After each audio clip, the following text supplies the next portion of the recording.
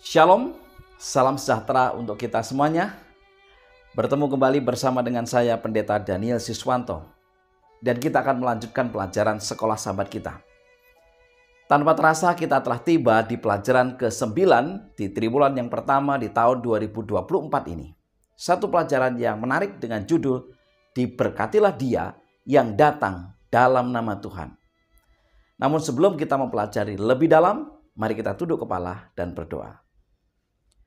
Tuhan, Bapa Allah yang penuh kasih, curahkanlah kuasa Roh Kudus-Mu untuk masing-masing kami, agar kiranya kami dimampukan untuk mengerti dan memahami akan firman ini. Dan dengan demikian kami menangkap akan rencana keselamatan Tuhan, dan kami semakin diteguhkan iman kami. Terima kasih, dalam nama Yesus kami berdoa. Amin.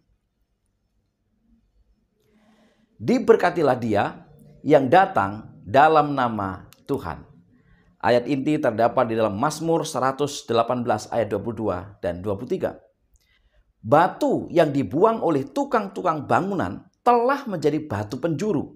Hal itu terjadi dari pihak Tuhan. Suatu perbuatan ajaib di mata kita. Saudara, Mazmur bersaksi tentang pribadi dan pelayanan Kristus. Hampir semua aspek pekerjaannya dalam rencana keselamatan terlihat dalam kitab Mazmur. Dalam berbagai cara, kehidupan dan karya Kristus digambarkan sebelumnya dan diramalkan di dalamnya seringkali dengan akurasi yang luar biasa. Dalam seluruh kitab Mazmur, melalui ratapan, ucapan syukur, pujian, dan seruan para pemazmur untuk keadilan serta pembebasan, kita dapat mendengar gaung doa Kristus untuk keselamatan dunia. Mari kita mempelajari lebih lengkap di pelajaran hari Minggu dengan judul Pengorbanan Diri Gembala Ilahi. Petunjuk apakah yang kita peroleh dari gambaran Tuhan sebagai gembala dan umat Allah sebagai domba di padang penggembalaannya? Yang pertama, tuntunan dan pemeliharaan Allah atas umatnya dan ketergantungan umat Allah untuk memenuhi semua kebutuhan mereka. Yang kedua, kedekatan antara Tuhan dan umatnya karena para gembala hidup dengan kawanannya dan merawat setiap domba secara individu. Yang ketiga, kepemilikan Allah atas kawanannya yang dijamin oleh dua ikatan yang kuat. Penciptaan, Mazmur 95 ayat 6 dan 7, Mazmur 100 ayat 3, dan perjanjian, Mazmur 28 ayat 9, Ibrani 13 ayat yang ke-20. Gambaran tentang gembala ilahi yang memimpin Yusuf seperti kawanan domba mungkin menyinggung berkat Yakub kepada Yusuf yang menggambarkan Allah sebagai gembala Israel. Dan dengan demikian berkaitan dengan janji dan berkat yang besar ini. Kejadian 49 ayat 24. Meskipun raja dianggap sebagai gembala rakyatnya dalam 2 Samuel 5 ayat 2, tetapi hanya Yesus yang layak disebut sebagai gembala yang baik. Ikatan yang intim antara gembala ilahi dan kawanannya terlihat dalam kawanan yang mengetahui suara gembala dengan jelas. Yohanes 10 ayat 4 dan ayat 27. Gembala yang baik tidak pernah meninggalkan domba-dombanya yang tersesat, tetapi mencari untuk menyelamatkan mereka. Ini adalah gambaran yang kuat tentang hubungan Allah dengan umatnya. Dia bersedia mati untuk domba-dombanya. Yohanes 10 ayat 11, Yohanes 10 ayat 15. Dan secara paradok menjadi anak domba yang dikorbankan bagi mereka. Yohanes 1 ayat 29. Yesus juga menegaskan bahwa Dia akan memanggil domba-dombanya di kandang lain dan menyatukan mereka menjadi satu kawanan. Yohanes 10 ayat yang ke-16. Di pelajaran hari Senin dengan judul Mesias yang menderita. Mazmur 22 ayat 2. Allahku, Allahku, mengapa engkau meninggalkan aku? Aku berseru, tetapi engkau tetap jauh dan tidak menolong aku. Saudara, siksaan karena keterpisahan Kristus dengan Bapanya yang disebabkan oleh Kristus menanggung dosa seluruh dunia hanya dapat diukur dengan tingkat kedekatan Bapa dan Anak, yaitu kesatuan yang tak tertandingi. Yohanes 1 ayat 1 sampai dengan 2 dan Yohanes 10 ayat yang ke-30. Dalam buku Alfa dan Omega jilid 6 halaman 404, Ellen G. White menekankan, di atas Kristus sebagai pengganti dan pengaku kita terletaklah kejahatan kita semuanya. Ia disebut seorang pelanggar agar dapatlah ia menebus kita dari tuntutan hukum. Kesalahan setiap keturunan Adam sedang menekan hatinya. Murka Allah terhadap dosa, pertunjukan yang mengerikan tentang sikap tidak senang Allah karena kejahatan, memenuhi jiwa anaknya dengan kegemparan. Saudara-saudara yang dikasihi Tuhan, gambaran binatang yang mengancam dalam Mazmur 22 seperti lembu jantan yang kuat, singa yang mengaum, dan anjing menyoroti kekejaman dan permusuhan orang-orang terhadap Kristus yang dibandingkan dengan ulat yang tidak berbahaya dan tidak berdaya pada saat-saat terakhirnya. Dengan ketepatan yang luar biasa, Mazmur 22 menyampaikan ucapan-ucapan dari orang banyak yang menghina Yesus dengan perkataannya kepada Bapa. Mazmur 22 ayat 9 dan Mazmur 22 ayat 2, Matius 27 ayat 43, dan para prajurit yang membagi-bagi pakaian Yesus. Mazmur 22 ayat 19, Matius 27 ayat yang ke-35. Orang-orang waktu itu tidak mengerti bahwa ulat yang ingin mereka hancurkan akan menjadi batu penjuru utama bait suci dan mengamankan fondasinya. Mazmur 118 ayat 22. Mereka yang menolak batu ini, yaitu sarana keselamatan Tuhan, maka batu ini akan menjadi agen penghakiman. Yesaya 8 ayat 14, Matius 21 ayat 44. Mesias yang ditolak kemudian menjadi sumber keselamatan bagi umat Allah setelah kebangkitannya dari antara orang mati. Matius 21 ayat 42, Kisah Para Rasul 4 ayat 10 sampai dengan 12. Di pelajaran hari Selasa dengan judul Selalu Setia pada Janjinya. Mazmur 89 meratapi kenyataan pahit yang tampaknya menunjukkan bahwa janji-janji mulia dari perjanjian Daud telah hilang. Apakah Israel ditinggalkan tanpa harapan oleh Tuhan? Jawabannya tentu saja tidak. Beberapa alasan menjelaskannya. Yang pertama, murka Allah merupakan ekspresi penghakiman ilahi. Mazmur 38 ayat 2, Mazmur 74 ayat 1. Namun, itu tidak bertahan selamanya karena kasih kekal Tuhan mengampuni dosa manusia ketika manusia bertobat.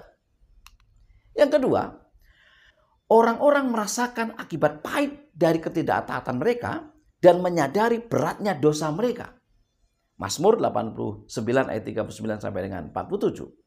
Namun mereka bertanya, berapa lama? Mengacu kepada sifat murka Allah, Mazmur 89 47.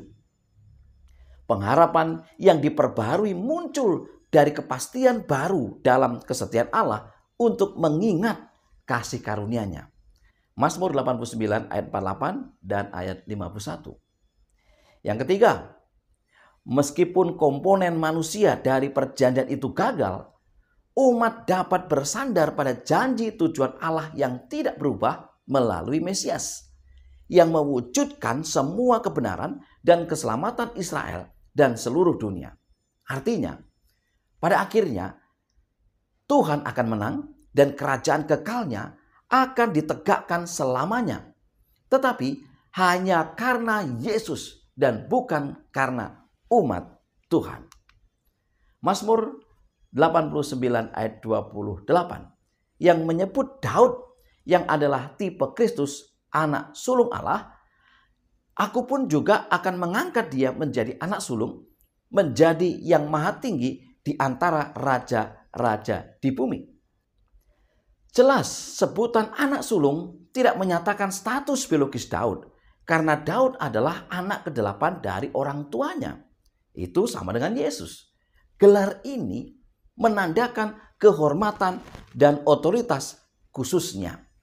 Kolose 1 ayat 16 dan Kolose 1 ayat 20 sampai dengan 22.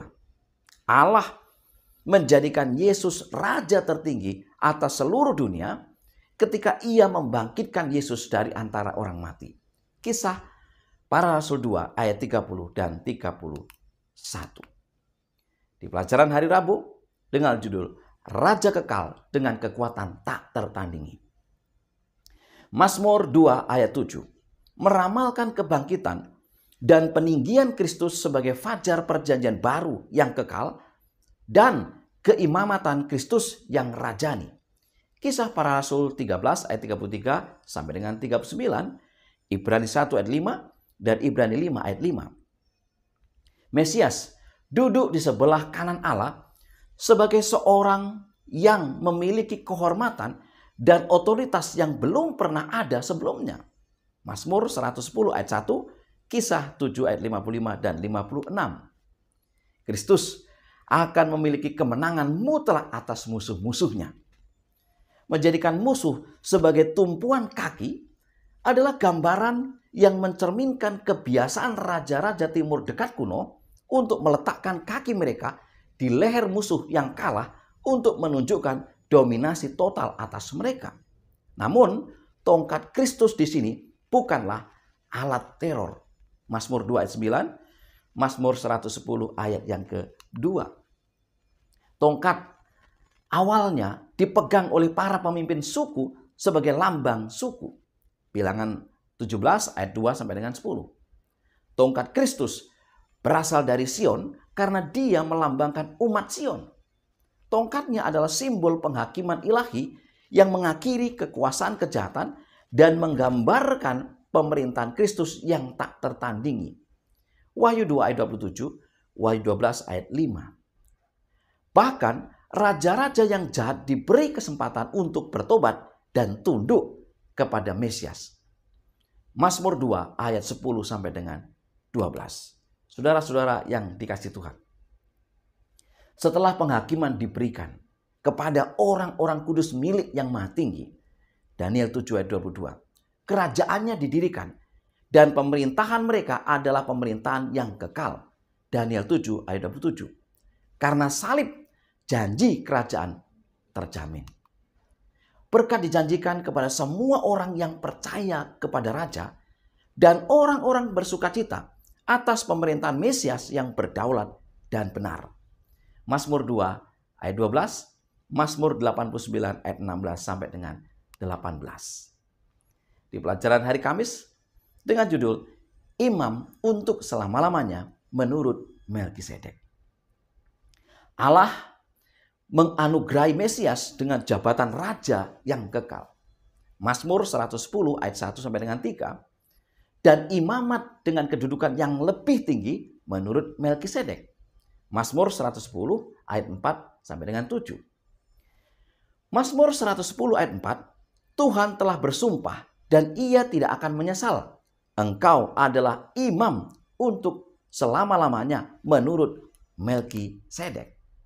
Pertanyaannya adalah, bagaimana kita memahami konsep Raja Mesias juga seorang imam? Yang pertama, raja-raja Israel tidak pernah bisa berfungsi sebagai imam Lewi, sebagaimana tercatat dalam Bilangan 8 ayat 19 atau di dalam 2 Tawarik 26 ayat 16 sampai dengan 21. Yang kedua, ketika kitab suci menyebutkan raja atau orang yang mempersembahkan korban, itu menyiratkan bahwa mereka membawa korban kepada para imam yang benar-benar mempersembahkannya. Mazmur 110 membedakan raja Mesias dari raja dan imam Israel lainnya. Yang ketiga, imamat kekal Kristus berasal dari Melkisedek yang adalah Raja Salem atau Yerusalem dan imam dari Allah yang Maha Tinggi. Kejadian 14 ayat 18 sampai dengan 20. Perjanjian Lama tidak pernah berbicara tentang Raja Daud atau raja Israel lainnya yang memiliki imamat dalam urutan Melkisedek, kecuali Mazmur 110. Mazmur ini berbicara tentang imam raja yang istimewa dalam sejarah Israel. Apakah implikasi dari keimamatan Kristus yang lebih unggul? Ibrani 7 ayat 20 sampai dengan 28. Yang pertama, Kristus memiliki keunggulan yang belum pernah terjadi sebelumnya atas imam dan raja manusia. Jadi kita dapat mengambil harapan penuh kepadanya. Yang kedua, Kristus menjunjung tinggi perjanjian yang lebih tinggi yang didasarkan pada sumpah Allah, bukan janji manusia. Yang ketiga, dia melayani di tempat kudus surgawi. Keimamatannya tidak terpengaruh oleh dosa atau kematian seperti imam manusia. Dan dengan demikian, dia dapat menjadi perantara dan menyelamatkan umatnya selamanya. Yang keempat, karya pendamaian Kristus sebagai imam yang sempurna dan berbelas kasih memberi umatnya jaminan kekal untuk tinggal di hadirat Allah. Ibrani 6 ayat 19 dan 20. Yang kelima, imamat rajani Kristus akan menghapuskan kekuasaan kejahatan. Tidak hanya di dalam hati manusia, tetapi juga di dunia. Dia akan menepati janji Mazmur 2 bahwa setiap bangsa dan penguasa akan tunduk pada penghakiman kerajaan Kristus Yesus. Mazmur 2 ayat 6 sampai 9, Mazmur 110 ayat 2, ayat 5 dan ayat 6. Dan yang keenam, imamat rajani Yesus yang luar biasa membuat tuntutan yang mutlak atas kepatuhan dan kepercayaan kita. Saudara-saudara yang dikasihi Tuhan, sebagai kesimpulan pelajaran sekolah sahabat kita, yang pertama, gembala yang baik tidak pernah meninggalkan domba-dombanya yang tersesat, tetapi mencari untuk menyelamatkan mereka. Yang kedua, Kristus disebut seorang pelanggar agar dapatlah ia menebus kita dari tuntutan hukum. Yang ketiga, kasih kekal Tuhan mengampuni dosa manusia ketika manusia bertobat. Yang keempat, berkat dijanjikan kepada semua orang yang percaya kepada Raja dan orang-orang bersukacita atas pemerintahan Mesias yang berdaulat dan benar. Dan yang kelima, karya pendamaian Kristus sebagai imam yang sempurna dan berbelas kasih memberi umatnya jaminan kekal untuk tinggal di hadirat Allah. Saudara-saudara yang dikasihi Tuhan, itulah pelajaran sekolah sahabat yang bisa saya bagikan pada pekan ini. Semoga menjadi berkat bagi kita semuanya. Mari kita tunduk kepala dan berdoa. Bapa kami yang di surga, kembali kami memohon agar kuasa Roh Kudus Tuhan Kau curahkan kepada masing-masing kami. Memampukan kami mengerti dan memahami ini. Agar berkat yang indah, keselamatan itu kami pegang dan kami sepenuhnya percaya kepada Tuhan yang adalah Raja, yang adalah Imam besar kami. Terima kasih. Mohon berkat untuk seluruh umat-umat Tuhan dimanapun mereka berada. Dalam nama Yesus kami berdoa. Amin. Saudara-saudara yang dikasihi Tuhan, selamat mempelajari pelajaran sekolah sahabat kita. Semoga ini menjadi berkat bagi kita. Sampai ketemu di pelajaran berikutnya. Tuhan memberkati.